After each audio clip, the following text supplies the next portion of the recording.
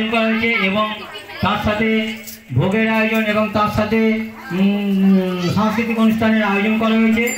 এখানে যারা এসছেন তারা আন্তরিকভাবে এসছেন, তারা যা শুনছেন আন্তরিকভাবে দেখছে এবং আন্তরিকভাবে ভোগ নিচ্ছেন।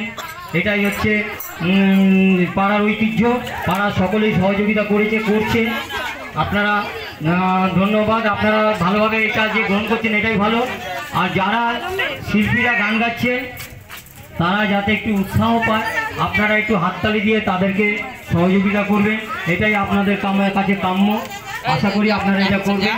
আর আগামী দিনে যাতে আরও ভালো, যদি খিদে পায় একটু ভোগ